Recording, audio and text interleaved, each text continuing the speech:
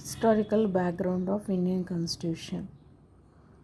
ఇది గ్రూప్ 2 మెయిన్స్లో constitutional developments అనే దాని కిందకి వస్తుంది.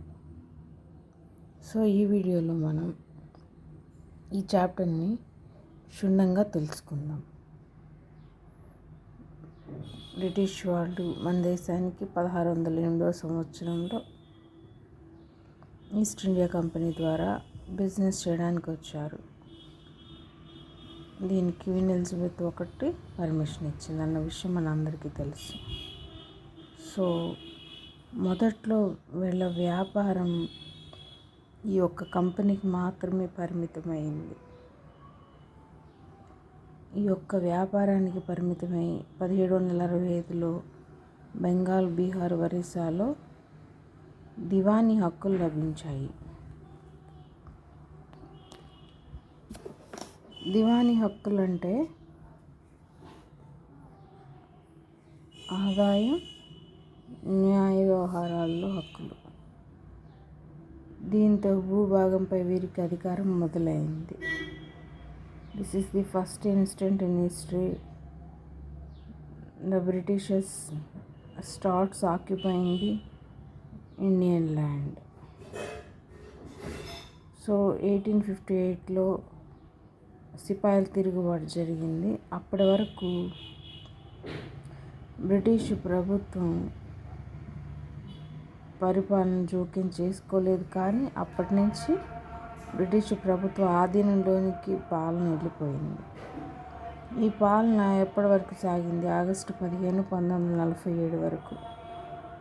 స్వాతంత్రం రావడంతో మనం రాజ్యాంగాన్ని ఏర్పరచుకోవాల్సిన అవసరం ఏర్పడింది.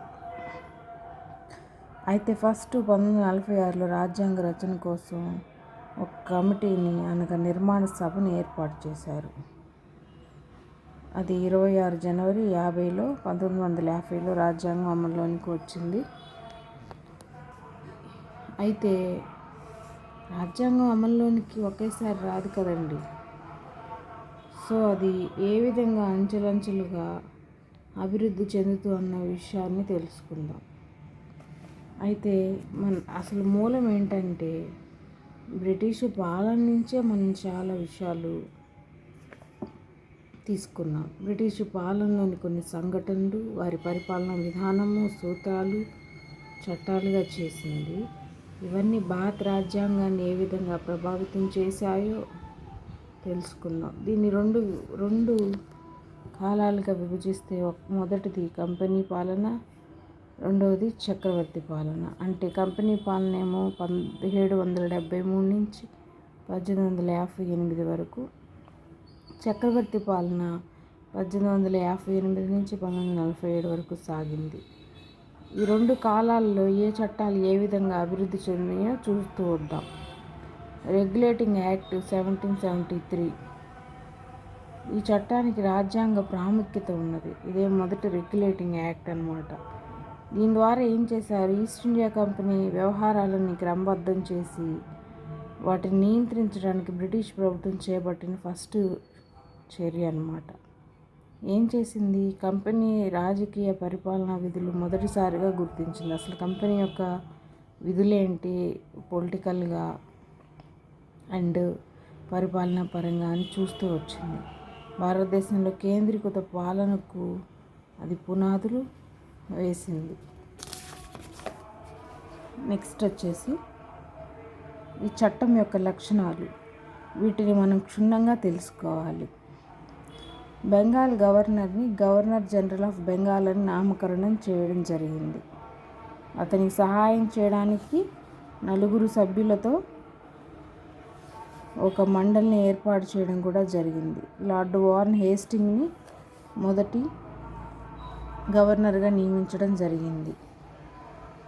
బాంబే, మద్రాస్ ప్రెసిడెన్సీల గవర్నర్లని బెంగాల్ గవర్నర్ జనరల్కి ఆధీనంగా చేయడం జరిగింది. అంటే ఇది గవర్నర్ జనరల్ ఆఫ్ బెంగాల్ అని, దాని కింద 9 అతనికి సహాయంగా 9 సభ్యులని, ఆ మొదటి governor general of Bengal lord Warren Hastings అని, ఈ యొక్క గవర్నర్ జనరల్ ఆఫ్ బెంగాల్ కింద బాంబే, మద్రాస్ ప్రెసిడెన్సీల గవర్నర్ జనరల్ అని అధీనులుగా చేశారు. ఈ చట్టం రాకముందు 3 ప్రెసిడెన్సీల గవర్నర్లకి స్వాతంత్రత ఉండేది ఎవరికి వారే. కానీ ఈ చట్టం ద్వారా బెంగాల్ కింద గవర్నర్ కిందకి బాంబే, మద్రాస్ గవర్నర్లు వచ్చారు. అంటే ఇతని ప్రయర్ పర్మిషన్తోనే ఏదైనా చేయాలి, ఏది చేసినా ఇతనికి చెప్పాలి అన్నట్లు.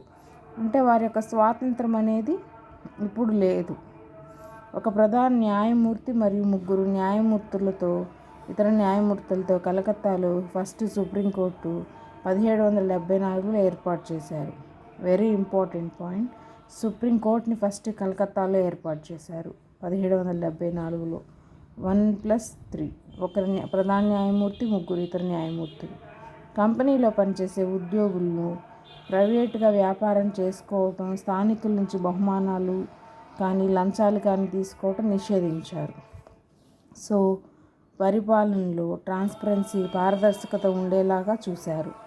కోర్ట్ ఆఫ్ డైరెక్టర్స్ అంటే కంపెనీలో ఒక గవర్నింగ్ బాడీ ఉంటుంది.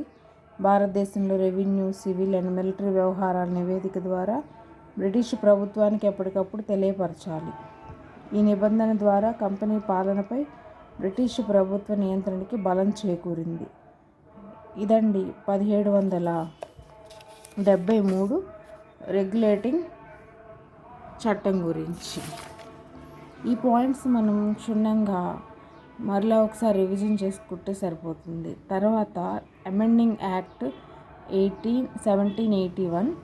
ఓకే, అమెండింగ్ మీన్స్ ఫస్ట్ చేసిన రెగ్యులేటింగ్ చట్టంలోని లోపాలు సవరిస్తూ బ్రిటిష్ పార్లమెంట్ 1781లో సవరణ చట్టాన్ని ఆమోదించిందనమాట. దీన్ని యాక్ట్ ఆఫ్ సెటిల్మెంట్ అని కూడా అంటారు.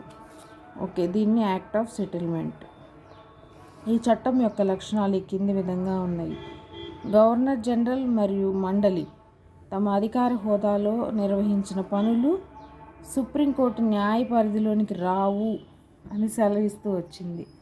అంటే దాని పనులకి ఎటువంటి న్యాయపరంగా సమాధానం చెప్పాల్సిన అవసరం లేదు. అంటే స్వతంత్రత ఎక్కువ ఉంది, స్వేచ్ఛగా నిర్ణయం తీసుకోవచ్చు. ఈ మేరకు చట్టం మినహాయిస్తూ వచ్చింది.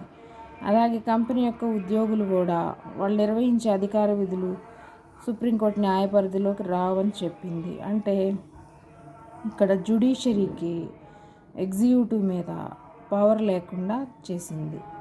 రెవెన్యూ వ్యవహారాలు, రెవెన్యూ వసూళ్లు సంబంధించిన అంశాలు కూడా సుప్రీంకోర్టు నుంచి తప్పించింది.